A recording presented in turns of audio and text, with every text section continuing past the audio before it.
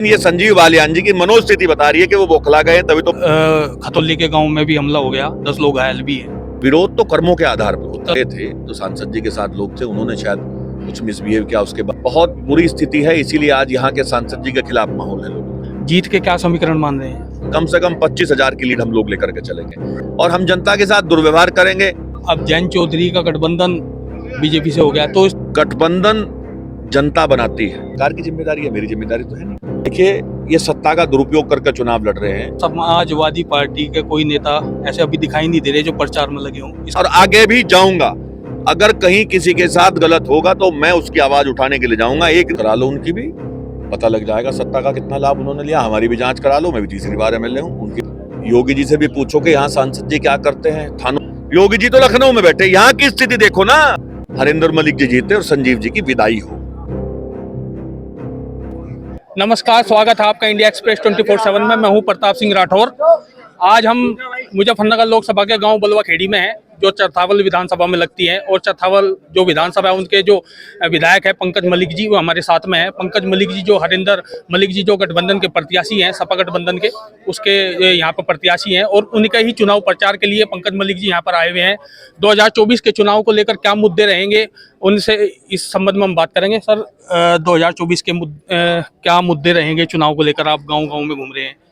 देखिए, आज किसान और नौजवान बहुत परेशान हो चुकी है। हमारे यहाँ के जो सांसद हैं, उन्होंने ना तो किसान के लिए कुछ किया, ना नौजवान के लिए कुछ किया। और महिलाओं के सम्मान की भी स्थिति ऐसी ही है, बहुत बुरी स्थिति है। इसीलिए आज यहाँ के सांसद जी के खिलाफ माहौल है लोगों में। और चाहे नौजवान की भर्ती का मामला हो, रोजगार का मामला हो, नौजवान ये चाहता है कि जिस तरह से हरिंदर मलिक जी ने एक साधारण बिना सत्ता के एमएलए रह करके निजी क्षेत्रों में सैकड़ों, कई सौ नौकरी लगवाने का काम किया, इस तरह सांसद जी को करना चाहिए, तो उन्होंने नहीं किया। अच्छी शिक्षा का प्रबंध होना चाहिए था, कोई बड़ी यूनिवर्सिटी हमारे यहाँ नहीं खुली। बड़ा एक रेलवे का हब होना चाहिए था, वो नहीं हो पाया। कोई बड़ा काम नहीं किया। 7.5 साल से वो यहाँ है। खेल के क्षेत्र में कोई बड़ा काम कर देते, नौकरी के लिए कोई टेक्निकल ऐसा इंस्टीट्यूट खोल देते जिससे बच्चे ट्रेनिंग करके अच्छे लेवल पे जॉब मिल सके, बड़े उद्योग लगवा देते, बड़ा एक औद्योगिक कॉरिडोर यहाँ बन जाता जिससे नौजवान भाइयों को रोजगार मिलता। ऐसा कोई काम वो करा नहीं पाए। आप सपा के विधायक हैं और सपा का उस समय रालों से गठबंधन था। अब जैन चौधरी का गठबंधन बीजेपी से हो गया, तो इस चुनाव को किस तरीके से देख रहे हैं? जाट समाज क्या सोचता है? चुनाव बहुत अच्छा है। देखिए, यही फर्क है हम में और भाजपा में। हम सिर्फ एक समाज की बात नहीं करते, हम सभी समाज की बात करते हैं। जिस समाज में मैं पैदा हुआ हूँ वो किसान बिरादरी है, और पूरी किसान बिरादरी मजदूरों के साथ सहयोग करके आज हमारे साथ है और बहुत अच्छा समर्थन हमें मिल रहा है। गठबंधन जनता बनाती है। आज जनता का और हमारा गठबंधन है। जनता ने इंडिया गठबंधन के प्रत्याशी हरिंदर मलिक जी को अपना माना है और उन्हें ऐसा लगता है कि इस अहंकारी जो लोग यहाँ अहंकार में चूर होकर के पदों पर बैठे हैं, उनको जवाब हरिंदर मलिक दे सकते हैं जनता के आशीर्वाद से, ऐसा जनता को लगता है। जीत के क्या समीकरण मान रहे हैं? 36 बिरादरी समीकरण है। मेरे चुनाव में आप आते इस गांव में, माहौल देखते, आज माहौल देखिए इस गांव में। और आज कोई कार्यक्रम नहीं है, कार्यक्रम 7 तारीख के बाद लेंगे। आज तो सिर्फ मैं मिलने आया हूं, तो आप देखिए किस तरह की स्थिति बलवा खेड़ी गांव में है। यहाँ का आशीर्वाद और प्यार इस बात का संदेश दे रहा है कि चरथावल विधानसभा से, बघरा सदर और मुजफ्फरनगर, अकेली इस विधानसभा के तीनों ब्लॉकों की विधानसभा से कम 25,000 की लीड हम लोग लेकर के चलेंगे और लोकसभा का चुनाव बहुत अच्छी संख्या में हम जीतेंगे। देखने को मिल रहा है जो राजपूतों के गांव है उसमें संजीव बालियान जी का विरोध चल रहा है, तो इस पर आप क्या कहेंगे? देखिए, वोट मांगना सबका अधिकार है, वोट मांगनी चाहिए। और जनता का भी अपने नेताओं से सवाल पूछने का अधिकार है। अगर कोई सभ्यता के दायरे में अपने सवाल पूछता है तो उसे विरोध नहीं कहा जा सकता। मैं आया हूं, अभी किसी गांव में था पीछे में, वहां मेरे से पूछा उन्होंने, सैदपुरा गांव में था मैं, उन्होंने कोई उनका काम था, उन्होंने मुझसे पूछा, मैंने उसे अपने बराबर में बैठाया। उसने बड़ा शोर मचाया, मैं उन्हें बराबर में बैठाया, सम्मान दिया। लड़के ने फिर मेरे नारे लगाए, मैंने उसका काम किया। जो बचा है वो 2 दिन बाद कर दूंगा। तो मेरा मतलब ये है, जब जनता हम लोगों को बनाती है लोकतांत्रिक तरीके से वोट दे करके, तो जनता की सुननी चाहिए। और विरोध तो कर्मों के आधार पर होता है। कल खतौली के गांव में भी हमला हो गया, 10 लोग घायल भी हैं। देखिए, ये तो सही बात पुलिस बताएगी कि क्या हुआ क्या नहीं हुआ। वहाँ के लोगों से मेरी बात हुई, उन्होंने ये बताया कि हम लोग खड़े थे, तो सांसद जी के साथ लोग थे, उन्होंने शायद कुछ मिसबिहेव किया, उसके बाद हुआ। दोनों ही तरफ से ऐसा नहीं होना चाहिए। ना जनता को करना चाहिए, ना किसी नेता को के समर्थकों को ऐसा करना चाहिए। संयम के साथ रहें। देखिए, चुनाव हम लोग लड़ रहे हैं, चुनाव में वोट तो जनता डालेगी। अगर जनता के बीच में हम नहीं जा पाएंगे तो हमारी सुनेगा कौन, और हम जनता के साथ दुर्व्यवहार करेंगे तो जनता वोट क्यों देगी हमें। इसलिए शांति से चुनाव होना चाहिए। मेरी सबसे अपील है कि चुनाव शांति से हो, और बौखला करके, चाहे सत्ता के लोग हो चाहे हम हो, किसी के खिलाफ गलत कार्रवाई नहीं होनी चाहिए। बीजेपी के बहुत बड़े बड़े नेता हैं, वे चुनाव प्रचार में भी लगे हैं, मगर समाजवादी पार्टी के कोई नेता ऐसे अभी दिखाई नहीं दे रहे जो प्रचार में लगे हों। इसका कुछ फर्क पड़ेगा? नेता सब आएंगे, और ये सामने देखो ना, वोट किसकी है यहाँ, जी, किसकी वोट है यहाँ? इन्हीं लोगों की वोट है ना जो यहाँ बैठे हैं। ये हमारे साथ है और मजबूती से साथ है। नेताओं की जब आवश्यकता होगी तो नेता भी आएंगे।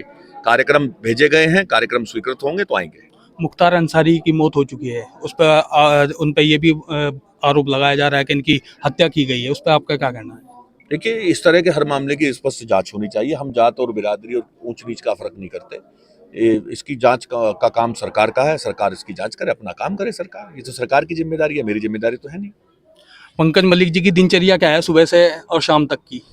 देखिए, हम लोग क्षेत्र में निकल जाते हैं और सुबह लोगों की वहाँ सुनते हैं, उसके बाद क्षेत्र में निकल जाते हैं। अब रात में जब तक हमारी आचार संहिता का हम लोग पालन करते हैं, और जब तक समय है तब तक हम लोग प्रचार करते हैं। उसके बाद जनसंपर्क करके अपने घर पे आप वापस आ जाते हैं। कल एक खबर चल रही थी पंकज मलिक पर आचार संहिता उल्लंघन का मुकदमा भी दर्ज हो गया।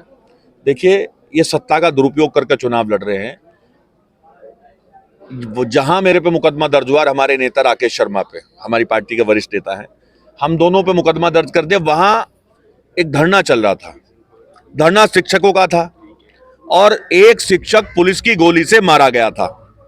तो वहां हम गए थे। वहां जाना कोई अपराध था क्या? ना तो मैंने धरने का आयोजन किया था, हाँ समर्थन देने गया था, और आगे भी जाऊंगा।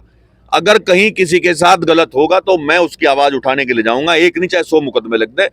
लेकिन ये संजीव बालियान जी की मनोस्थिति बता रही है कि वो बौखला गए, तभी तो मुकदमे लिखवा रहे। 2 लोगों के नाम मुकदमे। मेरा टेंट नहीं था, मेरी बल्ली नहीं थी, मेरा कुछ था ही नहीं वहां। मैं तो गया था, लोग वहां बैठे थे।